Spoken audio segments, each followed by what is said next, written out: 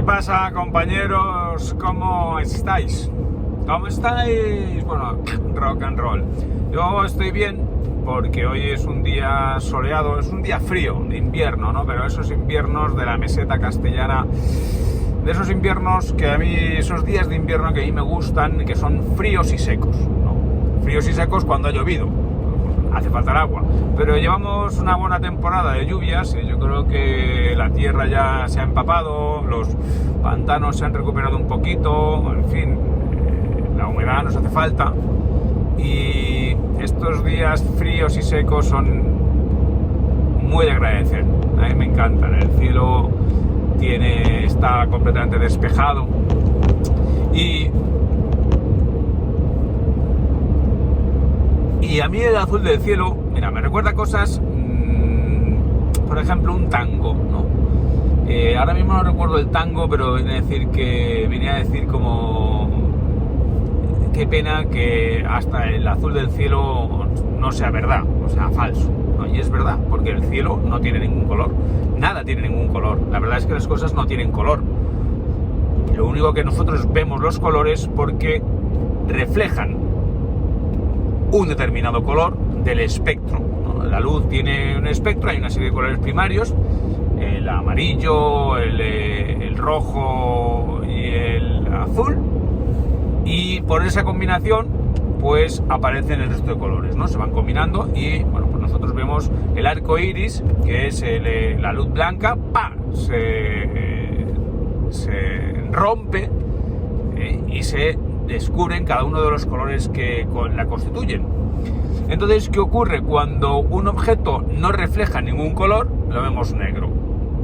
Y cuando un objeto refleja el color verde, es porque absorbe todos los demás y refleja el verde. Esos son los colores, son nada más que impresiones que nosotros recibimos, o sea, sensaciones sensoriales que se producen como consecuencia del reflejo de los fotones luminosos, ¿no? En realidad las cosas no tienen color, son del color que nosotros lo vemos. Esto es interesante porque el azul del cielo procede de la dispersión de la luz que se produce como consecuencia de entrar los rayos solares en la atmósfera y reflejar, o sea, destruirse, o sea, pulverizarse o distribuirse como consecuencia de el paso de esa luz por los átomos gaseosos, porque el aire que nosotros respiramos es una combinación de átomos, de gases, ¿no? Los gases son estos cuerpos que no tienen ni forma ni volumen propio, sino que tienden a dispersarse. Básicamente un 20% es oxígeno y un 79% es nitrógeno y el resto son, bueno, pues otros gases, ¿no? Como el CO2.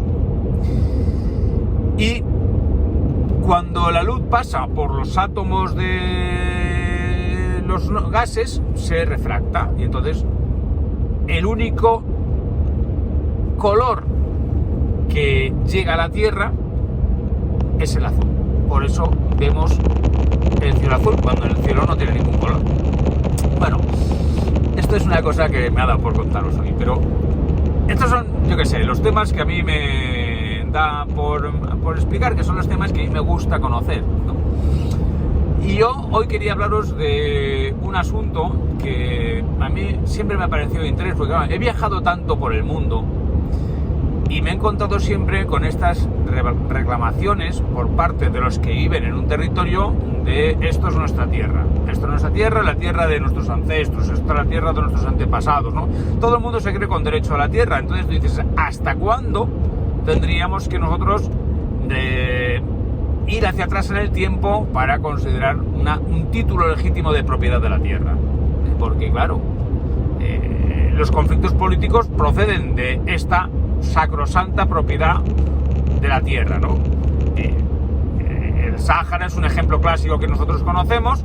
los saharauis consideran que ellos son los legítimos propietarios de la tierra y que los marroquíes son colonos, pero claro, los marroquíes llevan allí 2 o 3 generaciones y al otro pues decir, no, es que vamos, yo he nacido aquí, mi hijo ha nacido aquí y el nieto que nació allí pues dice, oiga, es que yo soy tan dueño de esta tierra como pudo serlo un saharaui, ¿no? Entonces nunca llegamos a un punto pacífico porque la reclamación más antigua se supone que es la de mejor derecho, pero no es así, porque entonces, no sé, en realidad la reclamación más antigua no es la de mejor derecho, la única reclamación que vale la pena, o sea que tiene efectos, es la de la fuerza, la de los hechos consumados. Oiga, yo estoy aquí y aquí no me eche ni Dios, ¿no? Pero, ¿de dónde procede esta reclamación, digamos, esta legitimación por la propiedad de la tierra? Porque siempre se ha dicho, el primer tío que valló un terreno y dijo esto es mío y los demás le creyeron, inventó la propiedad privada, ¿no? Los otros fueron tan tontos de creerle y inventó la propiedad privada. Y consecuencias de esta invención, porque la propiedad es una convención social, es yo te reconozco a ti como propietario y tú te presentes como propietario, pero los demás, tú no serías propietario si nosotros no reconociéramos ese título. Si tú dices, no, yo soy dueño de esta casa, ¿por qué eres dueño de esta casa? Bueno, pues porque lo dice una escritura, y una escritura que es un trozo de papel, y está escrita en un registro, y el registro ¿qué es? Otro trozo de papel, donde se hacen constar títulos. Si no fuera porque socialmente se reconoce validez a esos títulos y esos registros, pues no tendría ningún valor, porque la propiedad inmueble, que es a lo que yo me dedico, la propiedad inmueble es una creación social, es un artificio, es una ficción. Yo soy dueño de una tierra que está allí. Oiga, yo por ejemplo, la posesión de los bienes muebles se presume como el título, es decir, si yo tengo las llaves de este coche y uso este coche, se presume que esto es mío, porque lo estoy poseyendo materialmente, lo tengo aquí ahora mismo conmigo. Entonces eso es evidente, ¿no? Entonces, ¡pum!, ejerzo la posesión al detentar algo, al sostenerlo, al meterme en el bolsillo. Sin embargo, una finca en Segovia, que yo no voy allí más que de vez en cuando, eso, ¿cómo? No, es mío porque lo dice un título. Y oiga, y ese título es un trozo de papel, ¿no? Fijaos el nivel, digamos, de sofisticación de las creaciones artificiales de las ficciones. Un trozo de papel representa la propiedad de una tierra. Es una creación maravillosa, porque eso ha permitido que el mundo se haya desarrollado, ¿no? ¿Cómo surge esto? Entonces, aquí la cuestión curiosa, ¿no? Bueno, digamos que eso surge en el Neolítico, que es cuando se produce la gran revolución humana, después de que durante 40.000 años el ser humano haya permanecido como cazador-recolector, viviendo en cuevas y caminando. Y el ser humano se extendió desde África, que es donde surge el primer Homo sapiens, el hombre anatómicamente moderno. Porque otra cosa curiosa, o sea, el Homo sapiens coexistió con el Neandertal. Es decir, había varias líneas de seres humanos, porque todos éramos seres humanos complejos, con nuestros ritos funerarios, es decir, nuestras digamos, comportamientos que superaban el umbral del animal. Es decir, éramos, hace miles de años, ya éramos complejos, aunque no todos éramos Homo sapiens. El Neandertal coexistió con el Homo sapiens durante miles de años, o sea, y se mezclaron. Nosotros procedemos de esa hibridación. Y sin embargo, uno se acabó, uno se extinguió y todavía no están claras las causas, porque eso sucedió. Pero humanos éramos todos, ¿no? Porque los neandertales cuidaban de los ancianos, eso se sabe porque se han encontrado fósiles, ¿no? En yacimientos de homínidos neandertales que carecían de dientes. ¿Cómo se pudo alimentar ese ser humano? Pues porque lo alimentaron, alguien cuidó de él. Entonces, no éramos animales, mono, no. Éramos seres humanos que teníamos vínculos familiares y que cuidábamos unos de otros. Bueno, entonces, hubo varias series de humanos. Cuando el Homo sapiens sapiens, es decir, el hombre anatómicamente moderno, sale de África y se extiende caminando por el resto del mundo, pues ya os dije aquí que el arte rupestre se mantuvo durante 20.000 años, 20.000 años, que es mucho más del tiempo que nosotros hemos estado en la Tierra como civilización. 20.000 años se mantuvo el tío en las cuevas pintando las paredes del mismo modo. Durante 20.000 años el ser humano no evolucionó, pero ya era como nosotros. Y durante 1000 años estuvo metido en cuevas o en campamentos al aire libre, cuando el tiempo lo permitía, cazando renos y pintando en las paredes caballos, ciervos, renos y tal, ¿no? Y... tía, no hubo evolución. Eran tribus nómadas que se desplazaban y que iban a buscar alimento. O sea, si había que seguir a los renos, pues se seguían los renos. Y iban fundando campamentos, ¿no? Pues eso así durante más de 20.000 años. Y entre el paleolítico, lo que se conoce después como el epipaleolítico, que es una evolución un poquito más avanzada del paleolítico, hasta llegar al neolítico, que es cuando empiezan los poblados sedentarios, es decir, empieza la gente a sedentarizarse y se descubre ahí, son cosas que se consideran básicas, ¿no? Domesticación de animales, cultivo de la tierra, es decir, agricultura, pueblos estables, es decir, ya ciudades, y el uso de la cerámica. La cerámica es una evolución, la cerámica ya requiere unas técnicas complicadas porque hay que manejar, hay que saber controlar la temperatura de los hornos, hay que tratar la arcilla, hay que darles forma, hay que decorarlas, ¿no? Y la cerámica sirve para almacenar el grano que cultivamos, porque hasta entonces simplemente eran frutos recolectores. Bueno, pues el neolítico es la revolución, ¿no? Ahí ya empezamos, pues eso, unos 10.000 años antes de Cristo. Pues es cuando empiezan las primeras civilizaciones, la Sumeria, y ahí en el, digamos, lo que se conoce como el creciente fértil, que es Oriente Medio, ¿no? El Tigris y el Éufrates, ¿no? Mesopotamia. Bueno, pues pasan prácticamente 40.000 años de Homo sapiens sapiens pintando en las paredes y cazando y recolectando sin descubrir la agricultura. Entonces, en el momento en que las comunidades de seres humanos primitivos, prehistóricos, deciden convertirse en agricultores y en pastores, es decir, en domesticar ganado, y ya no lo vas a cazar, sino que lo crías en tu casa, y ya no vas a recolectar bayas, sino que cultivas la tierra y tienes producción de cosechas, y ya te quedas en un sitio porque empiezas a generar excedentes, empieza a generarse riqueza y ya puedes comerciar, y entonces ya te quedas en un sitio establecido y ya fundas una ciudad. Bien, es en ese momento cuando surge la propiedad privada, o sea, la propiedad privada inmobiliaria, es decir, la tierra. ¿Y sabéis cómo se produce,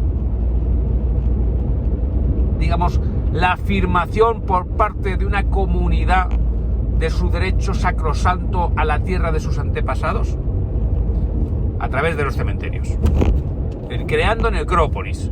La necrópolis, que es como empieza el sedentarismo, es decir, antes de que existan ciudades, lo que existen son cementerios. Es decir, existe, por ejemplo, un campamento de una tribu nómada, y en el momento en que deciden enterrar a sus muertos en un lugar, están afirmando que ese lugar es suyo. Es decir, cuando se construye una necrópolis para enterrar a los miembros de mi comunidad, estoy afirmando que los miembros de mi comunidad son los dueños de esta tierra y que aquí tenemos a nuestros antepasados enterrados. Esta es la tierra de nuestros antepasados. Y eso procede de hace, como mucho, 10.000 años, 12.000 años. O sea, es una invención. Y el ser humano lleva en la tierra, pues, cerca de 50.000 años. Si vosotros, claro, es que tenemos esta tendencia de pensar que nosotros somos el ombligo del mundo, que llevamos aquí todas que las civilizaciones, la hostia, que pensamos en el pasado, en 1800, en 1500. Pero vamos, que de 1500 aquí han pasado 500 años. Pero desde que el ser humano está sobre la Tierra han pasado 50.000 años. Nosotros hemos tenido la potra. Bueno, para la potra para algunos, para otros no era mejor ver aquellos tiempos, ¿no? Pero nosotros hemos tenido la circunstancia absolutamente azarosa, arbitraria, determinada por la suerte, de que hemos nacido seres humanos en un momento temporal muy concreto. que es un momento temporal insignificante en la historia de la humanidad. Hemos nacido en uno de los periodos más breves de la historia de la humanidad, que es, sin embargo, el de mayor desarrollo tecnológico. Porque, os digo, 40.000 años el hombre hasta que se descubrió la agricultura y se fundaron las primeras ciudades. 40.000 años de ser humano, 20.000 años de pintar en las paredes, tíos, con ocre, de pintar bisontes. 20.000 años pintando lo mismo y del mismo modo. Y solamente en 500 años, fijaos el cambio que ha habido, ¿no? Que no quiere decir que el cambio sea bueno. Sí, hombre, yo tengo la particular opinión de que el cambio es bueno en el sentido de que tenemos antibióticos. Porque claro, es que hay antropólogos que dicen, no, bueno, es que el hombre del paleolítico vivía en una fiesta permanente. Vivía en plena comunión con la naturaleza, tenía recursos suficientes, caminaba, estaba sano, tal, no sé cuántos. Por ejemplo, la caries. ¿Cuándo empieza el ser humano a tener caries? Si se sabe por los yacimientos, ¿no? A partir del momento en que empieza a cultivar, que tiene acceso a los carbohidratos, así de forma... Porque antes la dieta paleo, por cojones, era sobre todo proteínica, proteína de animal, ¿no? En el momento en que empieza a tener acceso a harinas, y empieza a tener acceso a dulce, empieza a tener caries. Hasta ese momento no la tenía. Pero claro, ¿qué ocurría? Y dice, no, entonces el ser humano vivía en una fiesta permanente. El cazador-recolector era un tío cojonudo, ¿no? Y nosotros nos hemos convertido, porque claro, en el momento en que surge el neolítico, en el momento en que surge la agricultura, en el momento en que surgen las ciudades, es en el momento en que surgen las desigualdades sociales. La estructura vertical societaria. Es decir, hay unos tíos que mandan y que tienen mucho y otros tíos que curran y que tienen menos. Mientras que cuando antes eran grupos de cazadores-recolectores que andaban, pues hombre, las diferencias que hubiera eran las diferencias basadas en tu habilidad, en tu capacidad. Si eres mejor cazador, pues follabas más. Así de claro. Tenías más... Te perpetuabas más.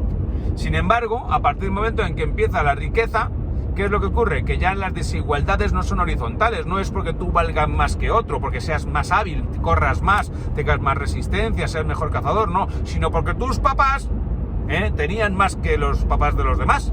Y en ese momento empiezan a nacer diferencias sociales, verticales y hereditarias. Entonces hay quien dice, coño, pues esto ya es el tal, ¿no? Pero eso es la evolución de la sociedad. Y después, ¿por qué ha habido diferencias tan abismales en cuanto al desarrollo de unos pueblos respecto a otros? Porque dicen, claro, es que éramos todos cazadores-recolectores durante 40.000 años, sin grandes diferencias. A partir de hace 12.000 años empiezan a haber diferencias, porque unos pueblos descubren la agricultura y otros no. Pero es que después, unos pueblos descubren el bronce y otros siguen con las útiles de piedra. Y después unos acceden al hierro y otros siguen con las putas piedras. Y para el año 1500, de ya nuestra era, pues hay unos pueblos que tienen pólvora y que tienen armas de fuego y que tienen barcos y que tienen una organización jerárquica, estatal, administrativa de la leche, y pueblos que siguen en la edad de piedra. Y eso es lo que propició que unos pueblos invadieran a otros y los conquistaran. Bien, mal. A mí estas cuestiones sobre la moralidad enjuiciada con criterios actuales ya sabéis que siempre me ha parecido ridículo. Es decir, los acontecimientos históricos, igual que es absurdo ponernos a evaluar el comportamiento de los romanos y si fueron malos o buenos matando a Viriato, pues es absurdo plantearse si los Homo sapiens sapiens eran buenos o malos cuando mataron a los neandertales, si fue el caso, que todavía no está claro que fuera el caso. El hecho concreto que se produce así, ¿por qué unos pueblos acceden a esos niveles de desarrollo habiendo partido del mismo sitio, es decir, de las pinturas rupestres, y otros pueblos no? Bueno, pues todos estos temas a mí me apasionan, tíos. Y estos temas son los que yo comento de forma... no soy ensayista, pero yo los comento en mis libros y en mis documentales. Por eso hay gente que me sigue a mí y que le gustan mis documentales y le gustan mis libros y le gustan porque trato temas que no se suelen tratar digamos en el estándar del viaje en moto, porque yo no sé que dentro del tío que le gusta el viaje en moto hay una enorme variedad de personas y hay algunos, una minoría, algunos que tienen estos intereses culturales y les gusta escuchar por mis chapas y les gusta aprender y descubrir cosas que no te suelen contar. Y por eso yo hago mi trabajo, y por eso a mí creo que me ha ido bien, y por eso yo creo que tengo un público fiel que me sigue ahora en nomadatv.es, o que es capaz de pagar 60 céntimos a la semana por ver mis documentales o comprarme los libros y tal. Pues bueno, porque somos una pequeña tribu, ¿no?, de cazadores-recolectores un poquito evolucionados, pero que tenemos todavía nuestro gen nómada ahí metido, pero sin embargo hemos tenido curiosidad por saber qué hay al otro lado, y que tenemos curiosidad por aprender y por saber. Así que yo os recomiendo, desde mi punto de vista, si me lo aceptáis, que sigáis preocupados por aprender y por saber, que sigáis preocupados por buscar lo que hay más allá del horizonte, y que busquéis siempre la mejor versión de vosotros mismos. El otro día subí aquí el vídeo de mi entrenamiento físico, ahí marcando abdominales y tal, ¿no? Hay gente que lo puede ver como exhibicionismo, y yo creo que como hay que interpretarlo es como un estímulo. Es decir, estímulo para mí mismo, porque yo cuando me vea así, digo, coño, yo quiero seguir estando así, y por tanto me voy a seguir esforzando, y estímulo para los demás, diciendo, coño, si este cabrón tiene 54 palos y fíjate cómo está, yo también podría ser la mejor versión de mí mismo. Porque no es una cuestión de que tengas que ser como los demás, porque como los demás es imposible ser, porque cada uno es como es, ¿no? Lo que sí que tienes dentro de ti está la mejor versión posible de ti mismo. Entonces, esfuérzate por sacar la mejor versión posible de ti mismo. ¿Y cómo se consigue esa versión? Pues trabajando, estudiando y haciendo deporte. Así que, tíos, esos son mis consejos. Si lo queréis seguir, lo seguís, y si no, haced lo que os salga, ya sabéis de dónde. Y ya está. ¿Que no quieres leer mis libros? Pues no los leas, tío. ¿Que no quieres ver mis documentales? Que no quiero pagar al Silvestre sus 60 céntimos a la semana para ver nomadatv.es, porque yo veo aquí en YouTube muchos viajeros que tiran la moto por el barranco y encima me trago todos los anuncios que ponen. Porque me da igual. Pues muy bien. Yo sé que siempre hay alguien al otro lado que capta mi mensaje con todos sus matices, y que por tanto lo valora especialmente.